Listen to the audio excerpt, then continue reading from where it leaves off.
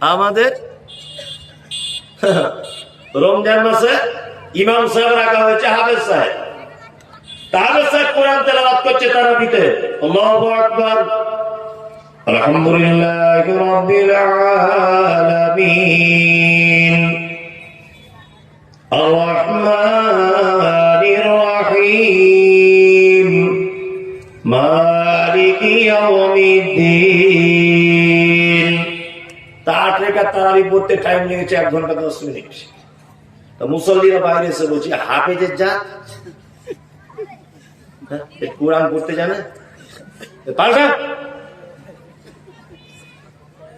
পাল্টে দিয়ে আর একটা হাফেজ এনেছে, ও এসেই নামাজ পড়ে আলহামদুলিল্লাহ 32 মিনিট 8 টাকা শেষ করে দিয়েছে। তখন গায়ের লোক বলছে, এই শালা হচ্ছে অরিজিনাল হাফেজ। হাফেজ কাকে বলে দেখ, আর আগে যেন গরুর গাড়ি চলছে। আচ্ছা বলুন তো কোনটা ঠিক ছিল? আমরা মনে করি কোনটা ভালো।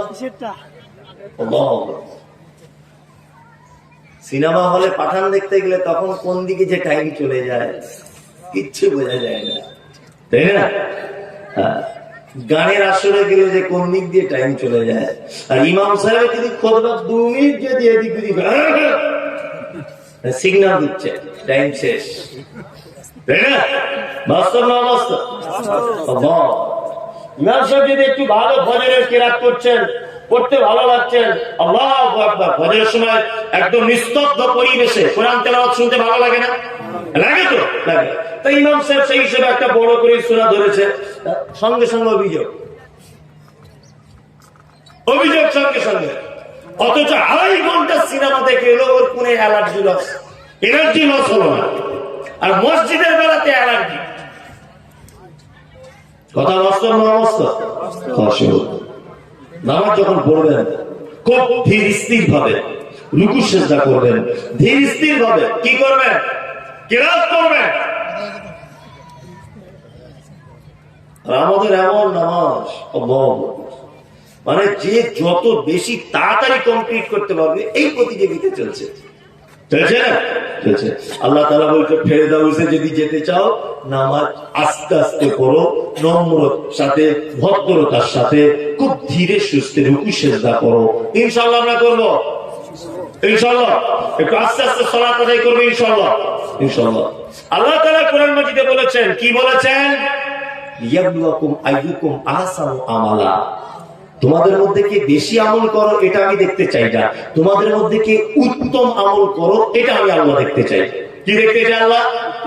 উত্তম আমল। বেশি আমল দেখতে চাই একদমই না। কি আমল? উত্তম আমল দেখতে চাই।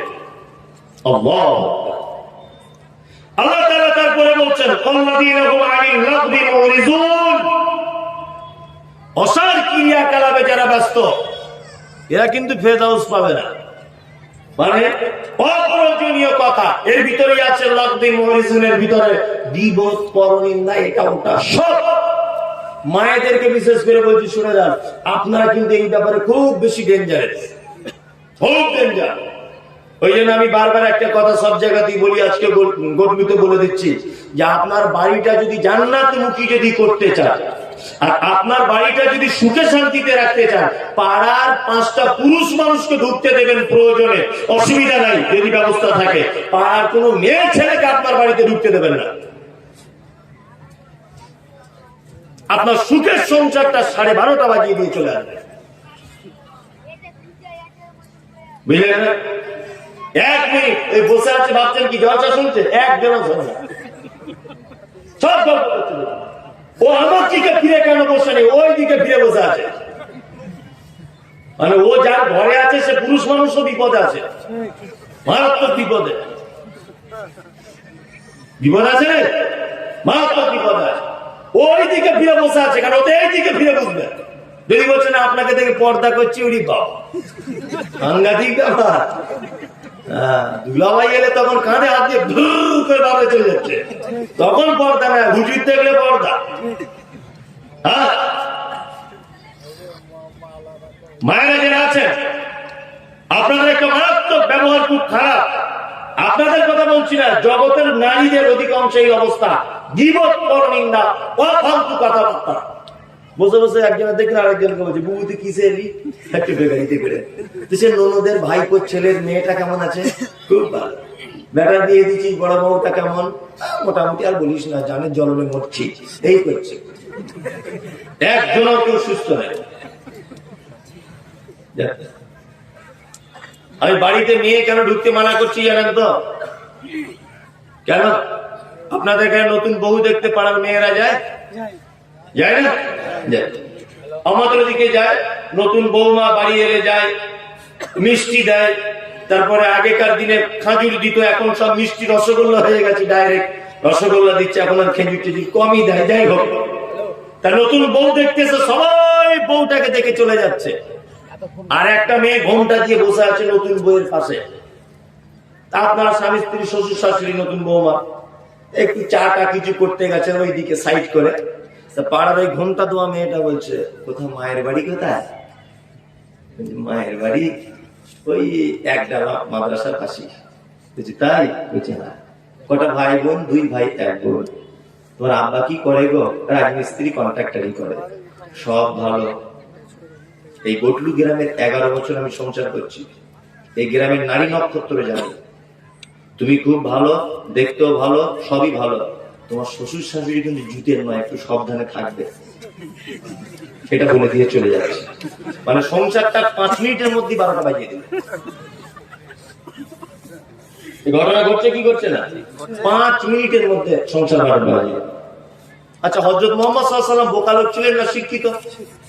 কথা বলুন, শিক্ষিত, তাই না? আল্লাহ নবী সাল্লাল্লাহু আলাইহি ওয়াসাল্লামের একটা বাণী শুনুন। বিশ্ব নবী বলছেন, যে রাতে মিরাজ হলো বিশ্ব নবীজির, নবী বলে জাহান্নামে মহিলাদের ভিড়। একজন মহিলা বলে বিশ্ব নবীজিরে, কোন কারণে বেশি ভাগ যাব জাহান্নামে? প্রথম কারণ হলো অধিক নারীগণ, অল্প ধনেতে তাদের ভরে না কমল। দ্বিতীয় কারণ হলো সমাচার, না শুকরিয়া করে ওগো নিয়ামত আমার। গীবত যে বেশি করে এক অপরের তরে, এহেন কারণে নারী যাবে জাহান্নামে। আল্লাহু আকবার। নবীজি বলছেন, মিরাজের রাত্রিতে গিয়ে দেখলাম, জান্নাতের দিকে দেখলাম সব গরিব মানুষরা জান্নাতে, আর জাহান্নামের দিকে দেখলাম সব ধনী মানুষরা যেন জাহান্নামের ভিতরে। সব নয়, অধিকাংশ। আর জাহান্নামের ভিতরে দেখলাম বেশিরভাগ নারী আর নারী, নারীতে গোটা জান্নাত জাহান্নাম ভরপুর। আল্লাহ বিশ্ব নবী ফেরত দিলেন। মায়েরা ভালো করে শুনুন, এটা গল্প করিয়েন না, শুনুন কথাটা। আল্লাহ নবী এলেন, এসে বক্তব্য রাখতে রাখতে এক পর্যায়ে বললেন, ইয়া মাশারান নিসা তাসাদ্দাকনা তাসাদ্দাকনা, ওই নারীরা শোনো শোনো শোনো, তোমরা যদি বাঁচতে চাও সাদকা করো। একজন মহিলা বলছেন, আল্লাহ নবী আপনি কেন আমাদেরকে সাদকার কথা বলছেন, কে পুরুষদেরকে বলছেন না? বিশ্ব নবী বলছেন, শোনো, এই মাত্র আমি জাহান্নাম থেকে তোমাদের অধিক অংশকে দেখে এলাম। মহিলা বলছেন, আল্লাহ নবী জাহান্নাম যাবো তার কারণ কি? বিশ্ব নবী তখন বলছেন, 1 নম্বরের কারণ হচ্ছে এই অল্প জিনিসে তোমাদের মন ভরে না। দিনাজপুরের মেয়েদের ব্যাপার আলাদা ভরে, আমাদের ওদিকে ভরে না, ভরে। এদের মন খুব ছোট, আর এর মন খুব খাতারনাক, আর মনে হিংসা ভর্তি। দেখবেন যখন বাড়িতে মুরগিকে খেতে দেয়, নিজের মুরগিকে চাল টাল কিছু দিচ্ছে, ডান হাত দিয়ে খেতে দিচ্ছে, আর বাম হাতে দেখবেন একটা ঝাঁটা নিয়ে আছে। মানে পাড়ার কোন মুরগি বাইচান যদি ঢুকে যায়, ওকে নিজে কলিজা কানা করে দিব। এটা হচ্ছে ওদের মন, ঠিক না? বাপের আমি তো এক বেটা, একটাই বেটা আমি, তারপর আর ভাই বোন আছে, বিয়ে হয়ে গেছে সব আমার দিদিদের, আমি একা। তা বাড়ি টাড়ি যেতে পারি না, বাংলাদেশে যাই, যেখানে যাই ভালো ভালো জামা কাপড় পাই, তা বইয়ের জন্য গাড়িতে করে কিনে নিয়ে চলে যায়, পছন্দ হয় কিনে নিয়ে যায়। আমার আব্বা আমার একটা বৌমা বলে সব সময়তেই দেয়, আমার মা আবার একটা বৌমা বলে সব সময় দেয়, আমার 4 বোন একটা ভাবি বলে সব সময়তেই দেয়, আমার শ্বশুর আবার একটা বেটি বলে সব সময়তেই দেয়। ওর জামা কাপড়ই বাড়িতে মনে হয় ভর্তি। তারপরেও যখন বাড়ি গিয়ে কখনো বলি চলো তো দেখি কোথাও বেড়াতে যাই, তা আমার বউ আমাকে এই শব্দটাই বলে, কি পরে যাব, ঘোড়ার ডিম পড়ার মতো কিছু আছে নাকি? বলে ওরে বছরে তুই 50টা জামা কাপড় কেনার পরেও যদি তুই বলিস পড়ার মতো কিছু নাই, তা পড়ার কাপড় কাকে বলে রে? হ্যাঁ, এদের মন খুব সংকীর্ণ মন। তবে সবাই নয়, সবাই আল্লাহ নবী সাল্লাল্লাহু আলাইহি ওয়াসাল্লাম দ্বিতীয় কারণ বলছেন, দ্বিতীয় কারণ স্বামীর সঙ্গে অসৎ ব্যবহার। স্বামীর অকৃতজ্ঞ হয় না মেয়েরা স্বামীর?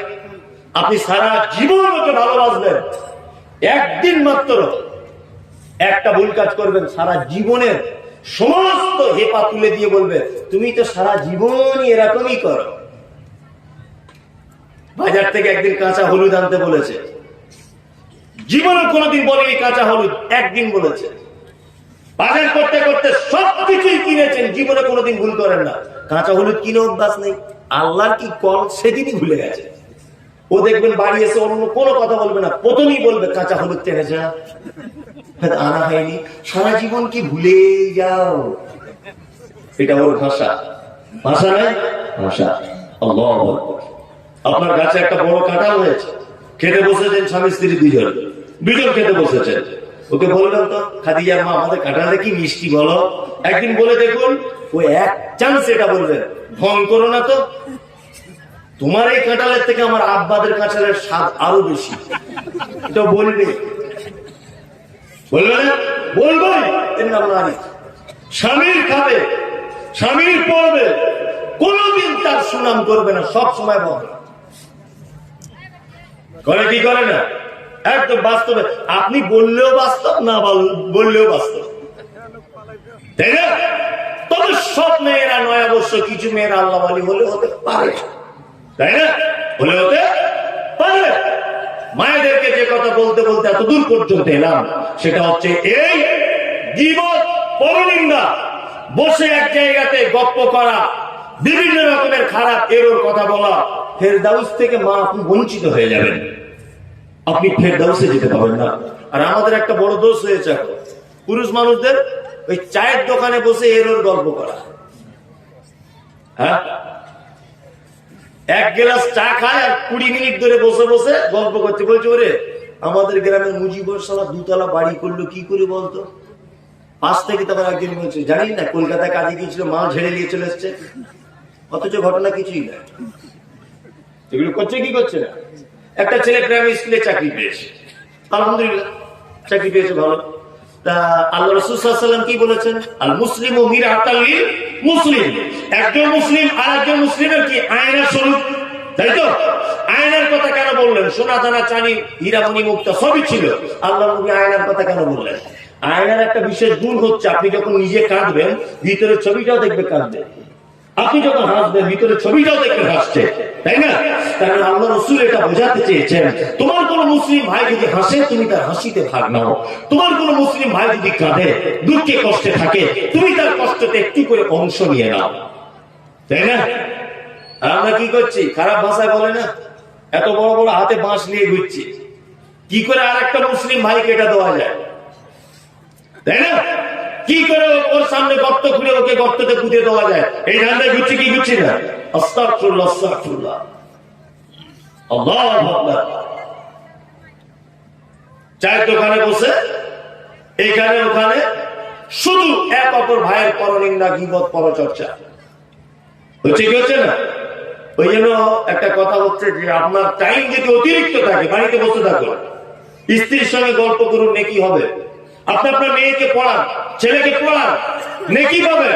কিন্তু এই সমস্ত টাইম লস করে গীবত, পরনিন্দা করে আখিরাতকে হারিয়ে দেবেন না ভাই, ইনশাআল্লাহ। ইনশাআল্লাহ। আল্লাহ তাআলা তারপরে বলছেন